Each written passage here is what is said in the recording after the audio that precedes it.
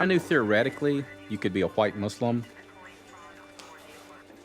but where I grew up, I've never seen a white Muslim person.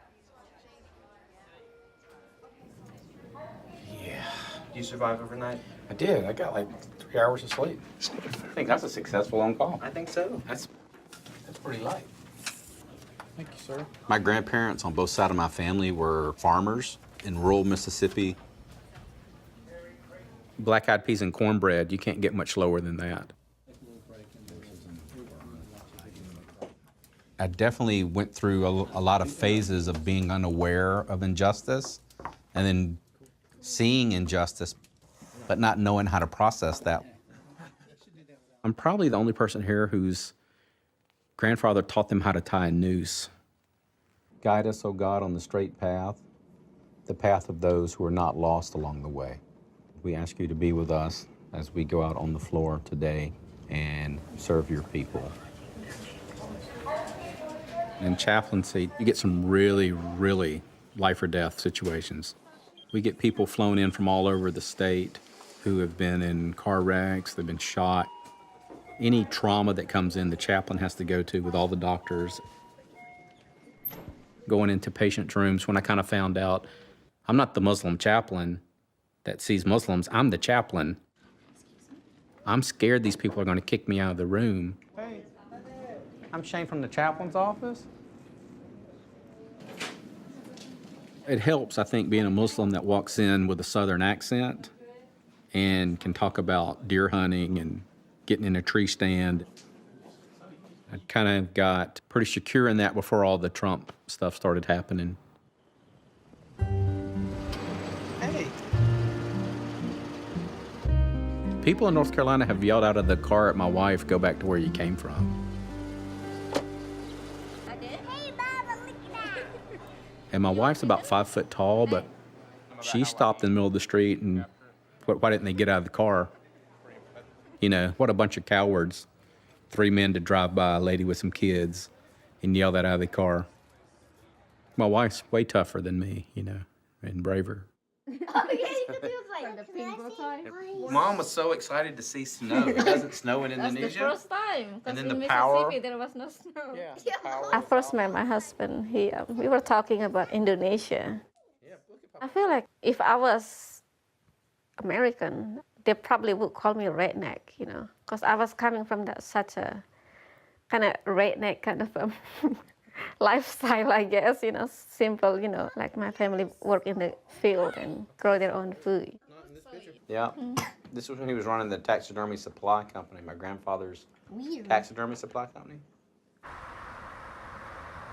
Of course, you know, you have some bad days and good days. But having each other shoulder and having the faith throughout, that's really helping us going.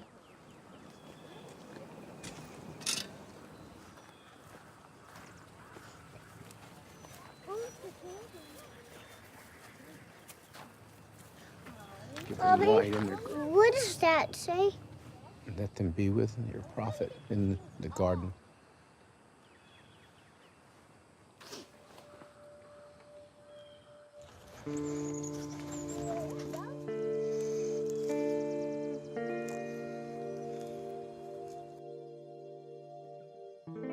So after Adam, my wife and I got pregnant, and we were having the ultrasound done, and turned out that my wife was carrying conjoined twins.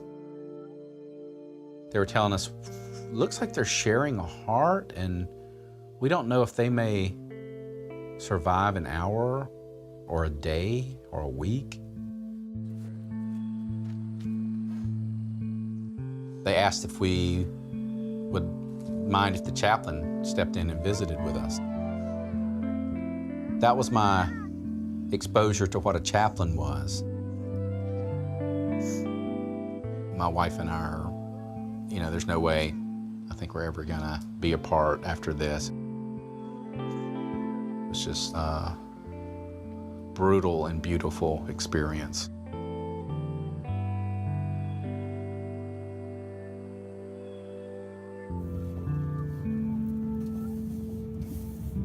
Yeah, we're here at your grandpa's house. He comes up to me and he says, son, back when I was your age, we ate in the house and went to the bathroom in the yard. Now we're eating in the yard and going to the bathroom in the house. He gave me some antique money. This was used by the Confederate States, and this one was when the state... I was the first generation of my family to go to an integrated school. I didn't have black friends growing up, African-American friends growing up, until I got in high school. And then interacting with different people and seeing that there's good and bad in all people. There's beautiful people that come in all different shades. It was really confusing. Things didn't really add up. It caused a lot of friction in my family. I started getting into hip-hop music. Between classes, we were raising a ruckus in the hall, rapping and beatboxing and stuff. This is at a county fair, at the Neshoba County Fair in Philadelphia, Mississippi. I think we went on right after the ladies' ragtime band. It's pretty awesome. Really receptive crowd to the two white kids rapping. I started hearing Malcolm X mentioned in some of this music, so I read the autobiography of Malcolm X. Right after I became Muslim, I walked around Jackson, Mississippi in a robe and a turban. It wasn't out of love for the Prophet Muhammad, peace be upon him, to try to emulate him. It was to piss my family off, to aggravate my family. And I think I did a pretty good job at that. You know? Your past is what made you. And it influenced you. Yeah. And it makes you the person you are today. Yeah. You have to embrace it. Yeah. Good or bad. Yeah. And then you go on from there. Yeah.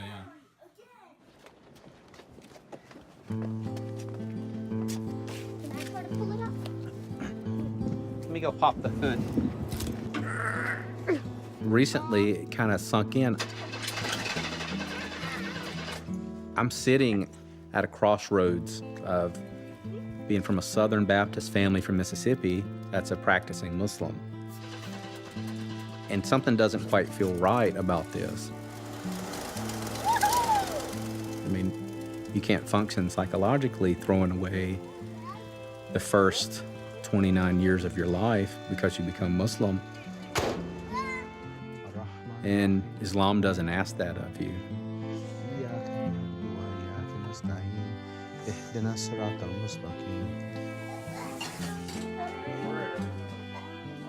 Southern hospitality and Islamic generosity, they blend perfectly.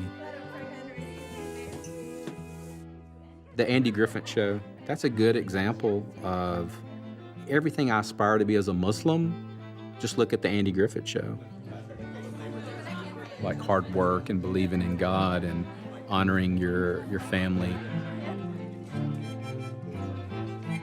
And people that are rednecks, redneck doesn't mean something negative. That's a badge of honor. So I made a group called the Society of Islamic Rednecks. And I was thinking, how can I share Islam with people from my background? 1,600 people joined this group on Facebook. And it's just funny. We're working on the Islamic commentary to Leonard Skinner, Simple Man, like 61 people. But Halal Barbecue, 5,014. On the little blurb, it says there's many positive parts of redneck culture, but we just seek to purify that of racism and sexism. I was very concerned about how people of color would respond to that, but the criticism I've got has been from white people. I still have mixed emotions about it. Hey, Assalamu alaikum. How are you? Shane, nice to see you. And so I've asked different people of color that are scholars what they think about that. Good to see you too. Hey, Assalamu alaikum. And it's an important conversation to have. Yeah.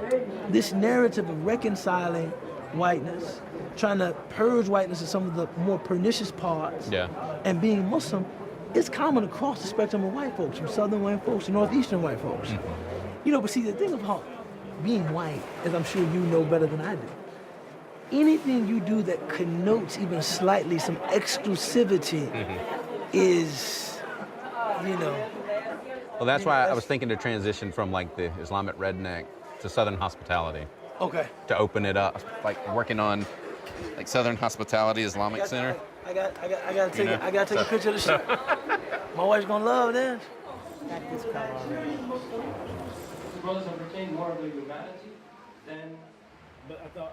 Being white, you have the luxury, you can kind of pretend racism doesn't exist. But I think in our souls, we know something's not right and we're not at ease. So, our brother Shane is going to tell you something. He told me, he said, you know, Imam, I grew up as a redneck. He's in the African American Islamic Summit. That's Deen. That's Islam. It's impossible from where I sit to be raised in America and not be socialized to be a racist. Or white supremacy is socialized into you as a white person here. Allah made us this way, and if we've participated in something that's unjust, we need to turn back to Allah, make tawbah, apologize, and then stand up for what's right. And what part of your culture do you keep, and what parts of your culture do you purify and you let go of, such as racism and sexism?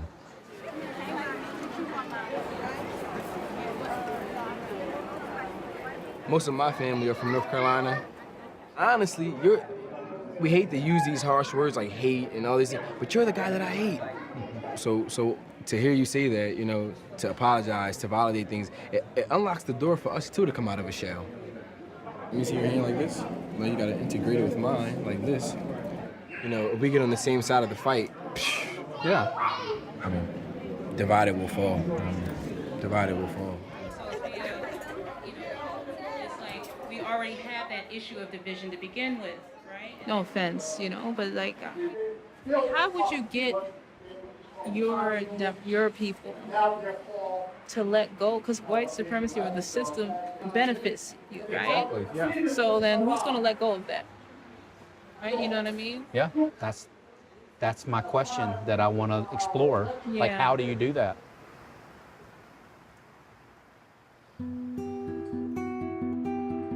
We can make a contribution to standing up for justice. Someone was asking me about this, well, what would motivate white people to do that? Because you don't really have anything to gain. You're just going to give away your privilege, but I'm thinking you gain your humanity by doing that. You're true to your soul, that you don't brutalize other human beings.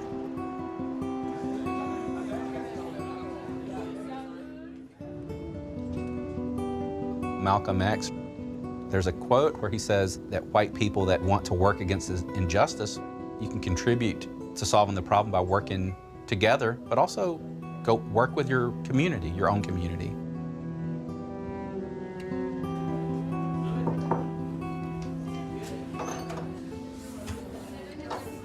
Hey guys. Like even having to consider you having a quadruple bypass.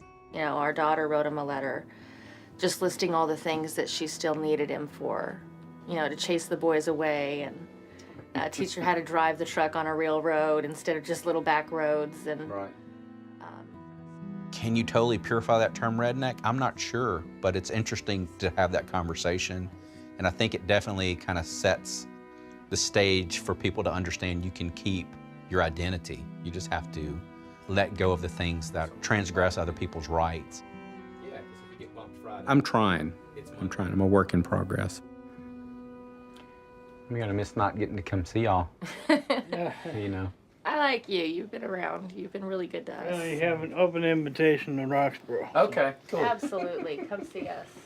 I appreciate all the thoughts and prayers.